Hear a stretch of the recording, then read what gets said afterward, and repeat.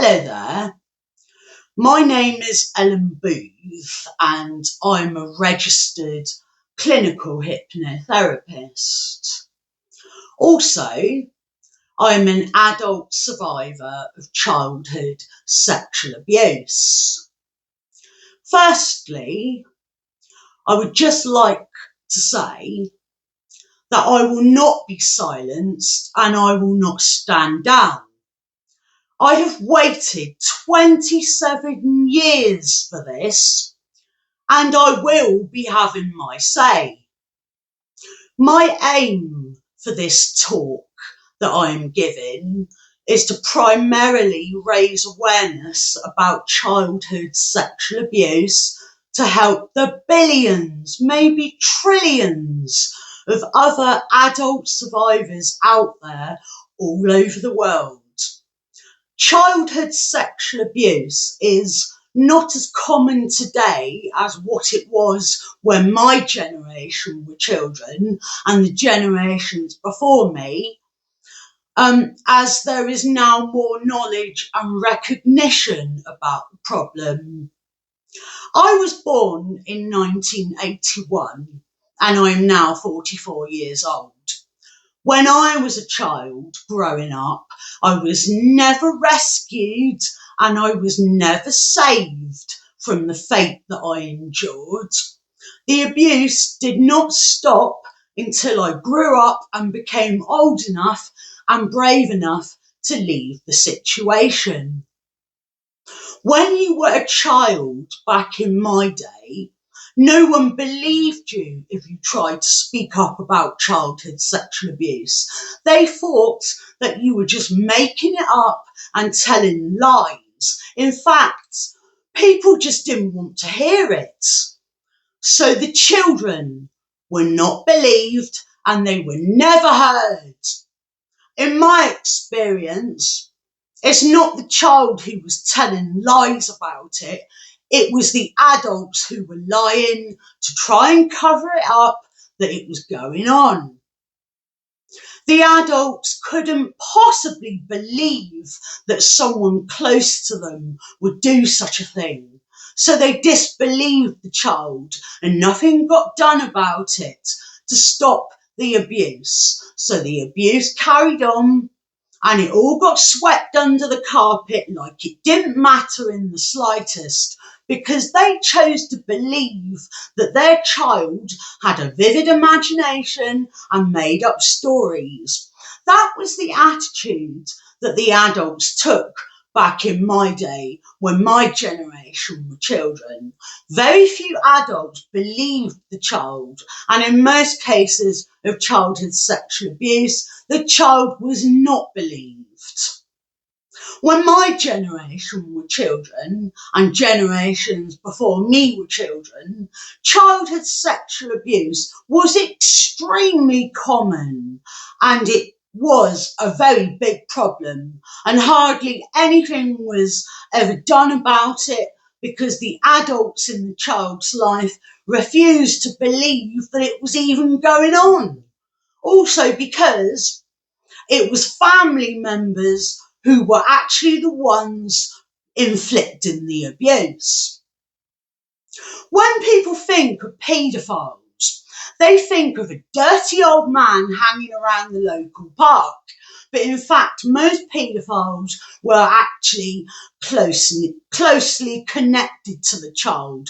And I'm very sorry to tell you this, but in research that I have done, the most common abuser in childhood sexual abuse was actually the child's paternal father, someone very close to the child.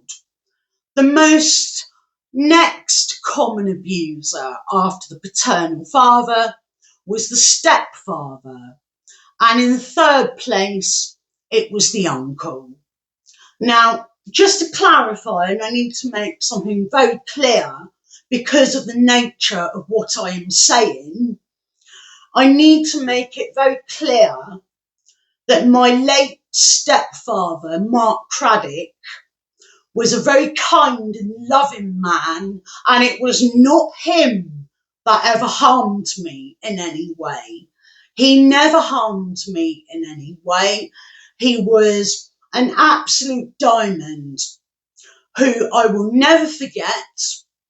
And all of the things that he did for me when he was alive makes me regard him as a dad to me.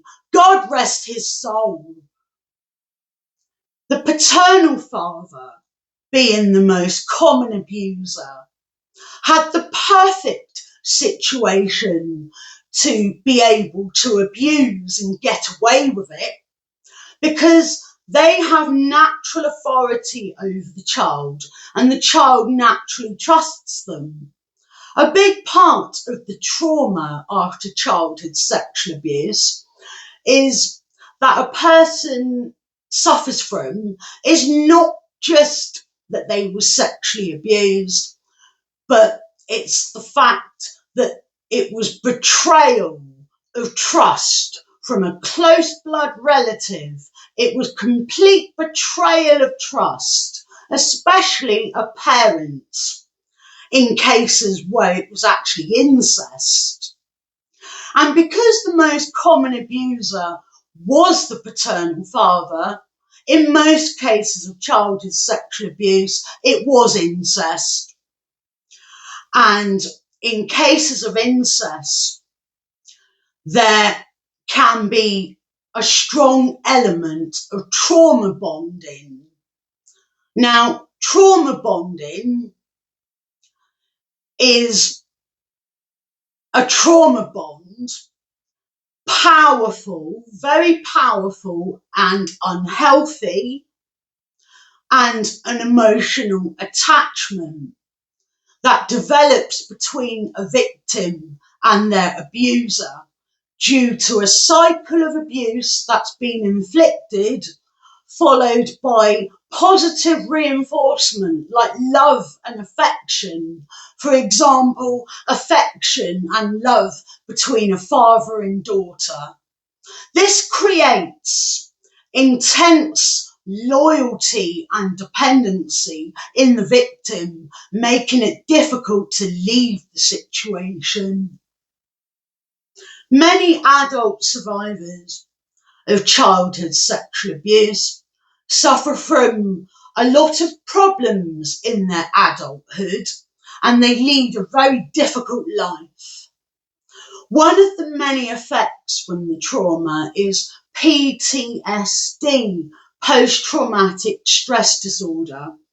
Now, I suffered from PTSD for about 26 years, where I had flashbacks of the abuse being inflicted upon me. I would zone out and go into my own world, completely oblivious of what was going on around me, and I would re-experience the abuse in my mind as if it was happening for real there and then.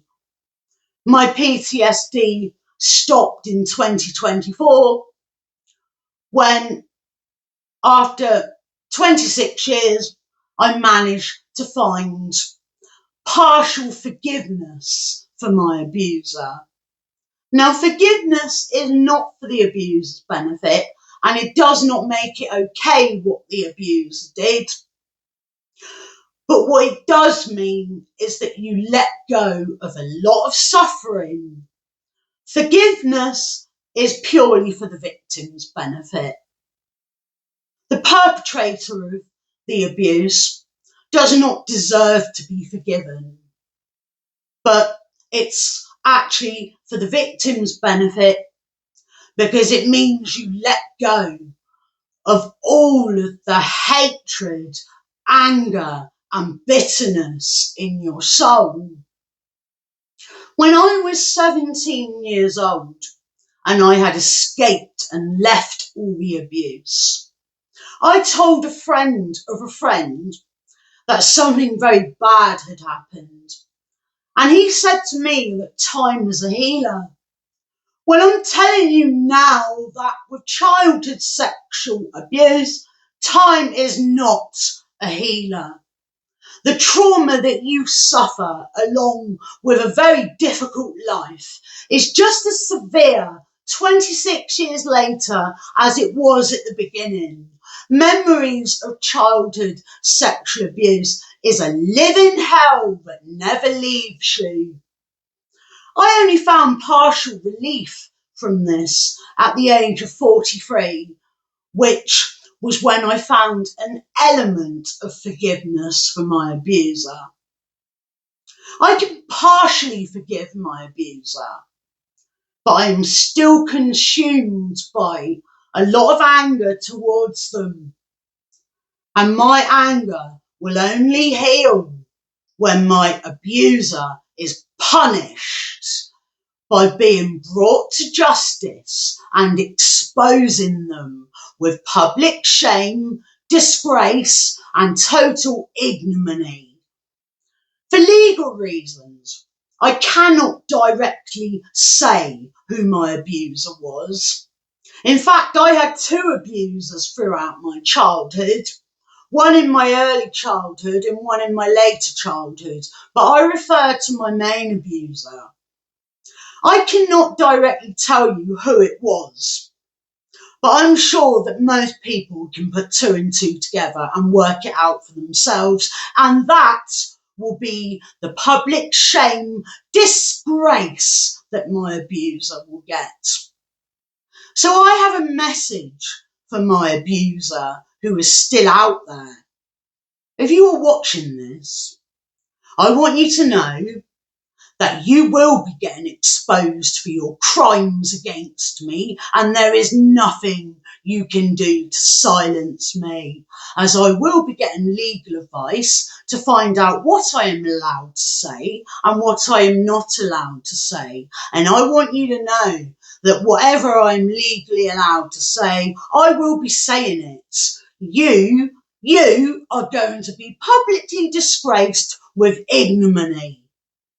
Because you see, the reason why I want to do that is because my abuser will never be brought to justice by a court of law, as it cannot be proved 27 years later.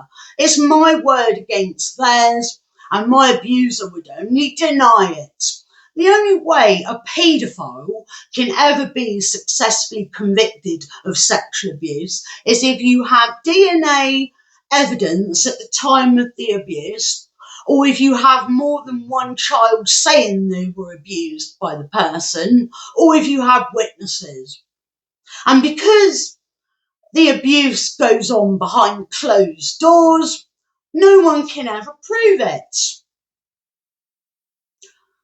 So I'm coming to the end of my talk now,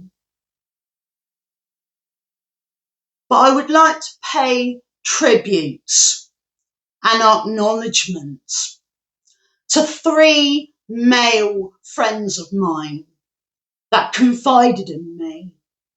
I will never break their confidentiality, but I can acknowledge them.